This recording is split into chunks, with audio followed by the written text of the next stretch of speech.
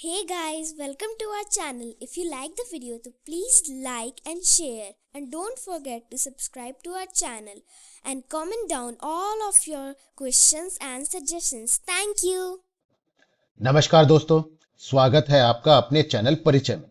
दोस्तों, 21 मार्च 1983 यानी कि आज ही के दिन पेशाच, जो कि एक जूइश हॉलिडे या कह लें कि एक त्योहार होता है, उससे एक सप्ताह पहले वेस्ट बैंक के जेनिन क्षेत्र के अर्राबे शहर के एक हाई स्कूल में 15 से 17 वर्ष की आयु के बीच की फिलिस्तीनी लड़कियां अपनी कक्षाओं में बैठी थीं।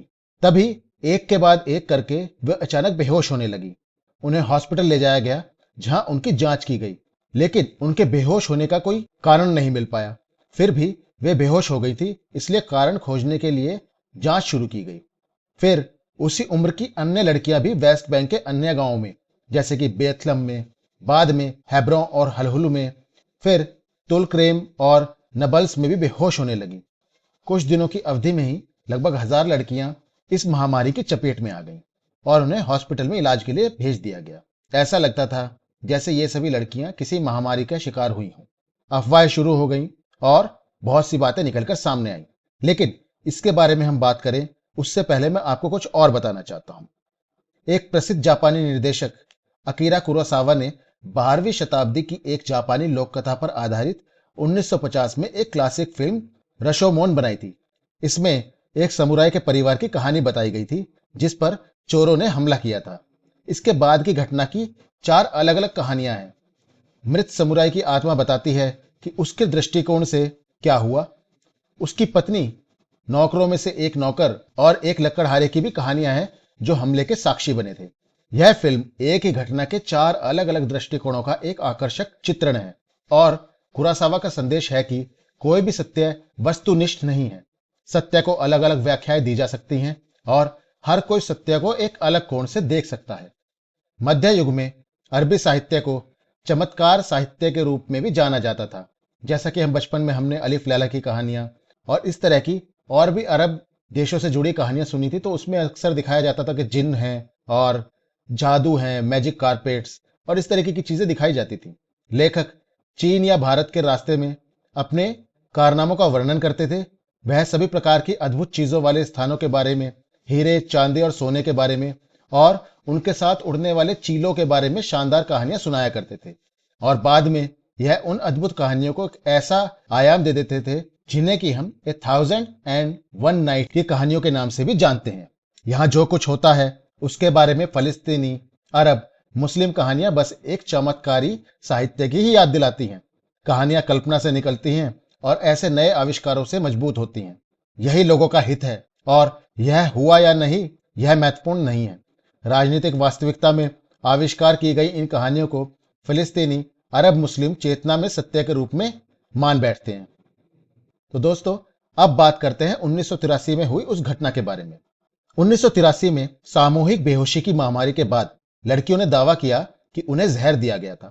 हालांकि उनकी जांच करने वाले डॉक्टरों को इसका कोई सबूत नहीं मिला।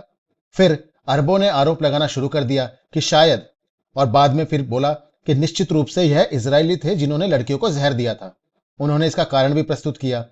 उन्होंने शानदार कहानियां गढ़ी कि यहूदियों की उच्च फिलिस्तीनी जन्म दर का मुकाबला करने में रुचि नहीं है, इसलिए उन्होंने विशेष रूप से शादी की उम्र के करीब आने वाली युवा लड़कियों को निशाना बनाया।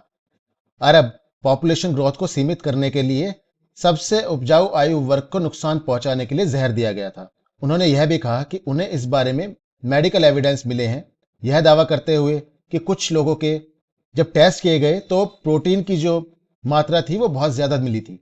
इसका अर्थ यह था कि प्रजनन प्रणाली में कुछ असामान्य था।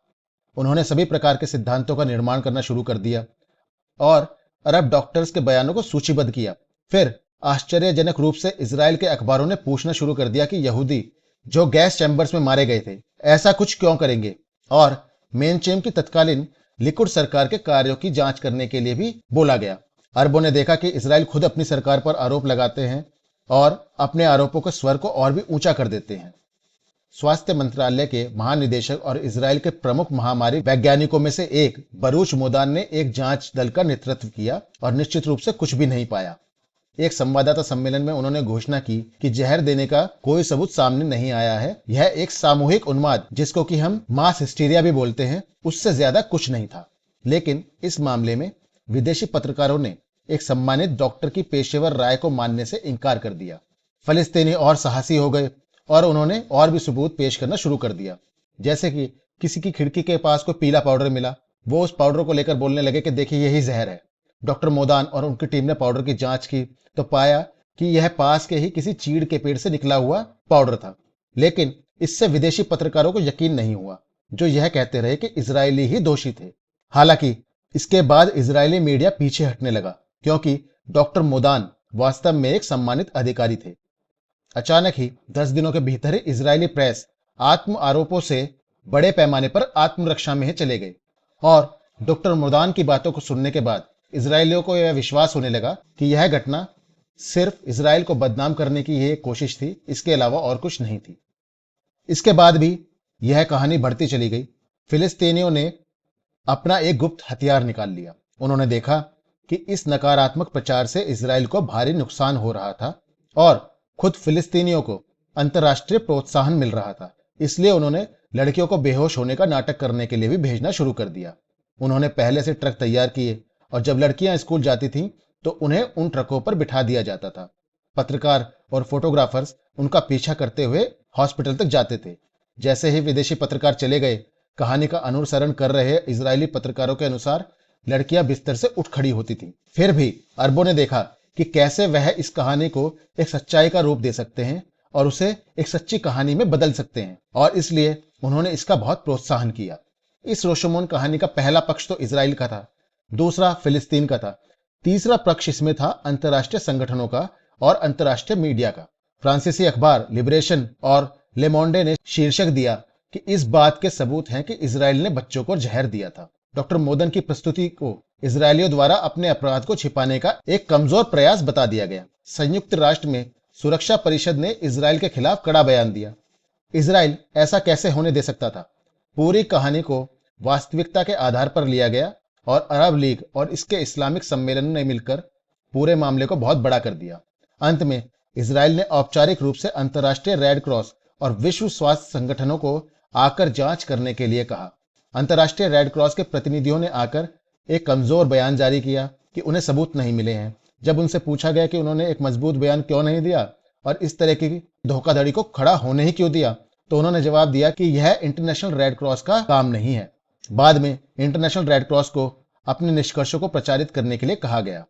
उन्होंने यह कहते हुए वापस लिखा कि उनके निष्कर्षों को प्रचारित करना उनकी नीति नहीं थी। हालांकि अगर वे इजराइल के खिलाफ होते तो निष्कर्षों को तुरंत प्रचारित कर दिया जाता।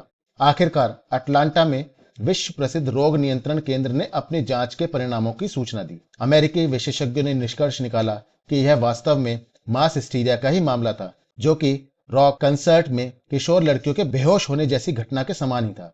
न्यूयॉर्क टाइम्स के अलावा, जिसने पिछले पन्नों में इजराइल के खिलाफ अपने आरोपों की वापसी को दफन कर दिया था, किसी अन्य अखबार ने ऐसा करने की जहमत नहीं उठाई। कई देशों में इजराइल के राजदूतों ने स्थानीय समाचार पत्रों से सुधार की कहानी छापने के लिए कहा, लेकिन उन्होंने भी उन्हें नजरअंदाज कर दिया।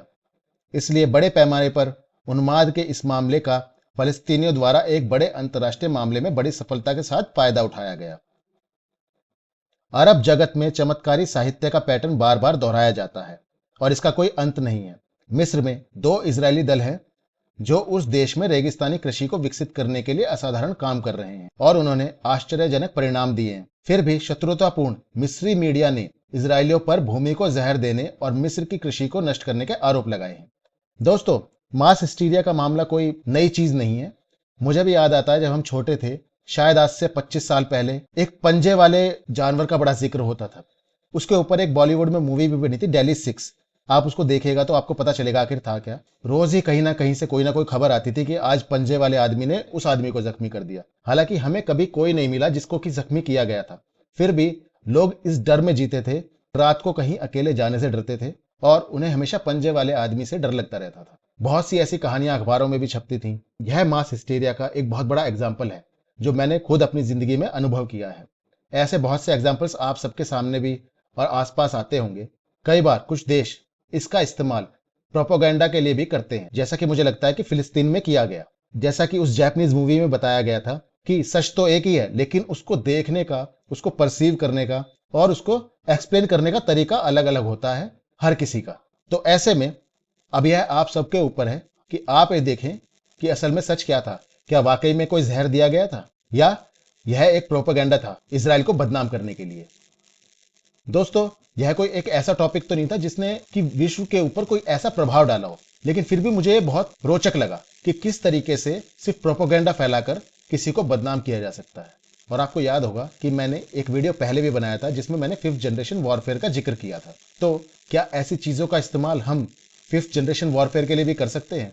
तो इसी बात से प्रेरित होकर मैंने यह वीडियो आज बनाया है और तथ्य आपके सामने रखे हैं। उम्मीद करता हूं कि आपको यह वीडियो पसंद आया होगा। अगर आपको मेरे वीडियोस और कंटेंट पसंद आ रहा है तो प्लीज लाइक, शेयर और सब्सक्राइब करना ना भूलें। कल फिर एक नया वीडियो लेकर आप सबके सामने आता हूं। तब तक के लिए धन्यवाद।